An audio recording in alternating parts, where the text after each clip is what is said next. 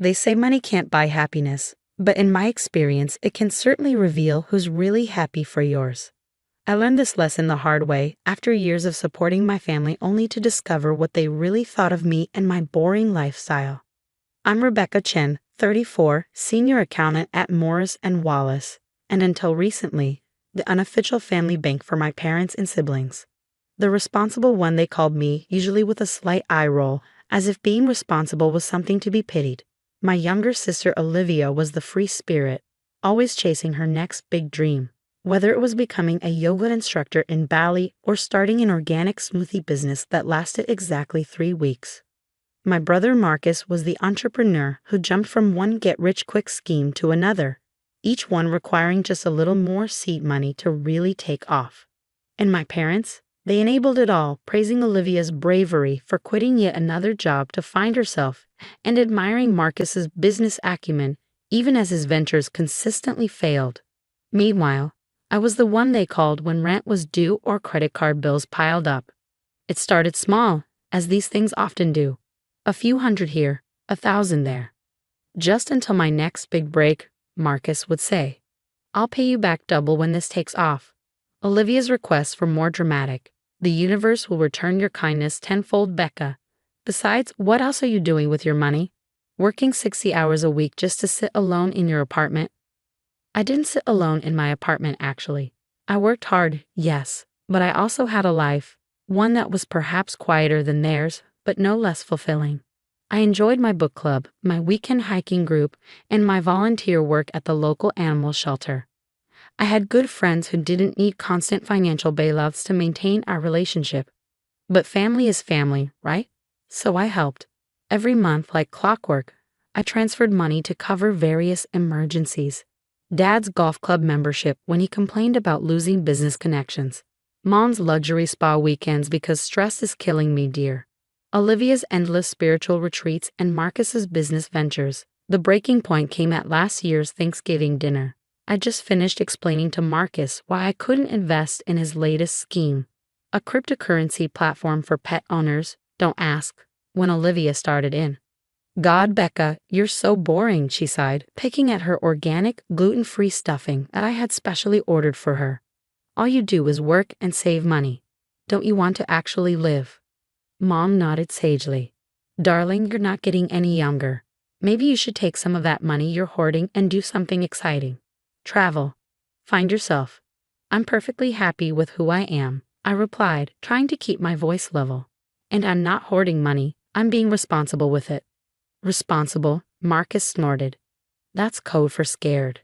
Too scared to take risks, to really go after what you want in life." Dad looked up from his phone long enough to add, "He's got a point, kiddo. You could learn something from your siblings about following your dreams." I stared at them, these people who had collectively borrowed over $200,000 from me in the past 5 years, none of which had been paid back naturally because family doesn't keep score. "And how exactly do you think I'm able to help you all follow your dreams?" I asked quietly, "Where do you think the money comes from?" "Oh, honey," Mom patted my hand condescendingly, "we know you make good money at that boring job of yours. But what's the point of having it if you don't enjoy it? We're just trying to help you learn to live a little." The irony was thick enough to cut with a knife, but before I could respond, Olivia dropped her latest bomb. "Speaking of living, I've decided to open a crystal healing center. I just need a small loan to get started. Say, 50,000. It's going to be amazing. I've already designed the logo and everything." $50,000? I repeated. "Olivia, that's not a small loan." "Don't be stingy," Marcus chimed in. "You're always saying no lately. Anyone would think you don't want us to succeed." "Succeed at what?" The words burst out before I could stop them. "Name one project, just one, that any of you has seen through to completion. One loan you've paid back." The table fell silent. Mom's face crumpled into her practiced hurt expression. Dad suddenly became very interested in his mashed potatoes. Olivia's eyes welled with tears. "I can't believe you're keeping score," she whispered. "That's so materialistic. It's not about the money," I tried to explain. "It's about respect, about appreciating." "No, it is about money," Marcus interrupted. "You've got plenty of it, but you're too selfish to share. Too caught up in your safe, boring little world to help your family reach for the stars. I stood up, my chair scraping against the floor. I'm done. Sitting down to finish dinner? Good idea, dear, Mom said brightly, trying to smooth things over as usual. No, I said, gathering my purse. I'm done being the family ATM. I'm done being mocked for working hard and being responsible.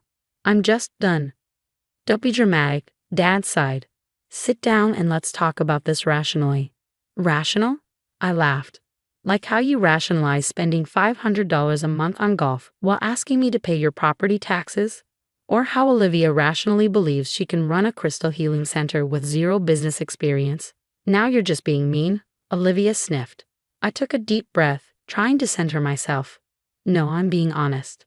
For the first time in years, I'm telling you all exactly what I think. And what I think is that this needs to stop. What needs to stop? Marcus demanded. Family helping family. When was the last time any of you helped me? I asked. The silence was telling. That's what I thought. Starting today, the Bank of Rebecca is closed. Permanently. I left to a chorus of protests and guilt trips, but I didn't look back. In my car, I pulled out my phone and did something I should have done years ago. I downloaded a budgeting app and began calculating exactly how much money I'd given my family over the years. The total made me feel sick. $478,350 over 5 years. Nearly $500,000 gone to fund dreams that never materialized and lifestyles none of them had earned. What they didn't know, what no one knew, was that I had my own dream. One I'd been quietly working toward for years, carefully saving what I could despite their constant demands. I wanted to start my own financial advisory firm, helping others learn the money management skills my family so desperately lacked. And I had a secret that would help make that dream come true. Every week for the past 10 years, I played the same lottery numbers: my parents' anniversary, my siblings' birthdays, the day I got my first accounting job. Not because I really expected to win, but because it was my small act of rebellion, spending $5 a week on something completely irrational. The night before that fateful Thanksgiving dinner, I checked those numbers one more time, just like I did every Wednesday and Saturday. But this time was different. This time they matched. I'd won $47 million, and my family had no idea. The first week after cutting off my family was surprisingly peaceful. I'd expected a barrage of calls and texts, but there was only silence. I should have known it wouldn't last. The messages started rolling in exactly one day before rent was due. Becca, sweetie. Mom's voice dripped honey through my voicemail. We know you were upset at Thanksgiving, but surely you've calmed down by now. Call me back. Then came Olivia's text. OMG sis, having major spiritual blockage. Universe says I need to open the Crystal Center ASAP. When can we discuss financing? Marcus was more direct. Need $2K by tomorrow. Business emergency. Don't be selfish. I ignored them all, focusing instead on my plans. I'd already met with financial advisors and lawyers, setting up structures to protect and invest my lottery winnings. The money was safely deposited, growing through careful investments while I figured out my next steps. My family's next move surprised even me. They showed up at my office en masse, creating such a scene that my colleague Janet had to call security. You can't just abandon your family, Mom wailed as the security guard approached. After everything we've done for you. I kept my voice calm, professional. Please leave before this gets more embarrassing. Embarrassing? Marcus scoffed. What's embarrassing is having a sister who let her own family end up homeless. That got my attention. Homeless? What are you talking about? Dad stepped forward, his golf tan somehow making him look more pathetic. We're behind on the mortgage. The bank, they're threatening foreclosure. We needed that money we asked for at Thanksgiving, but you were too busy having your little tantrum. I felt my colleagues watching, whispers spreading through the office. Fine. If they wanted to do this here, we would do this here. Let me get this straight, I said loud enough for everyone to hear. You took out a mortgage you couldn't afford, assuming I would cover it. Without asking me, while criticizing my lifestyle and career choices. And now I'm the bad guy. We're family, Olivia sniffed. Family helps family. Really? Where was that family spirit when I worked through Dad's heart surgery, when I needed help moving? When I was working 60-hour weeks to support everyone's dreams? Security finally arrived to escort them out. As they left, Marcus turned back. "You'll regret this, Becca. When you're old and alone with nothing but your money to keep you company, you'll regret choosing it over family." I waited until they were gone before closing my office door and pulling out my phone. A few quick calls confirmed what I'd suspected. They were lying about the foreclosure. The house payment was due, yes, but they were only 1 month behind. The emergency was entirely manufactured. That night, I made a decision. It was time to start my new life, really start it. I typed up my resignation letter, giving my firm a generous 3 months' notice. Then I began looking for office space to launch my financial advisory firm. 2 weeks passed. My family tried everything: guilt trips, fake emergencies, even sending flying monkeys in the form of distant relatives calling to tell me how cruel I was being. I stayed firm. Then came the article. Local woman claims $47 million LOTER prize. The story ran with a photo of me accepting the oversized check, taken weeks ago when I claimed my winnings privately. I'd asked the lottery commission to delay the announcement, giving me time to get my affairs in order. Now it was public and my phone exploded. UWNDLOTER. Olivia's text screamed, "OMG, this is perfect timing." The Crystal Center. I blocked her number. Mom and Dad showed up at my apartment that evening. I watched through the security camera as they rang the bell repeatedly. "Rebecca Chin." Dad's voice came through the intercom. "Open this door immediately. We need to discuss your inheritance." I pressed the intercom button. "My inheritance?" "Yes, you can't handle this kind of money alone. You need family to help you manage it." I laughed. I couldn't help it. "Like you've managed your own money?" "No thanks." "We're your parents," Mom cried. "We have a right." "To what?" "The money I won. The money I earned. Just like you had a right to the $500,000 I've given you over the years." That shut them up. "What do you mean, $500,000? Dad's voice was suddenly sharp. "I have spreadsheets," I replied. "Every loan, every bailout, every emergency payment. Would you like me to email you the total? With interest calculations?" They left, but I knew this wasn't over.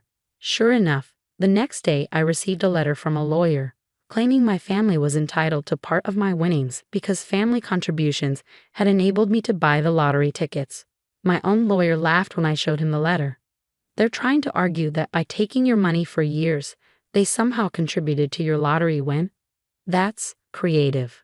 The letter went into my growing file of family manipulation attempts, but it gave me an idea. I hired a forensic accountant to compile a complete record of every penny I'd given my family, every transfer, every check, every cash handout. The total, with modest interest, came to $512,743.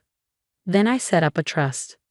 When my family arrived for the meeting I'd called at my lawyer's office, they were practically salivating. Marcus had already drafted a business proposal.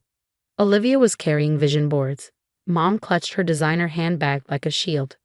"Before you say anything," I began, "I want to show you something." I handed each of them a folder containing the complete accounting of what they'd borrowed over the years. "This trust," I continued as they flipped through the pages, "contains exactly $512,743. That's every penny you've taken from me, plus 3% interest. A more than fair return on my investment in your dreams." Their faces lit up until I continued. "The trust will pay out under specific conditions.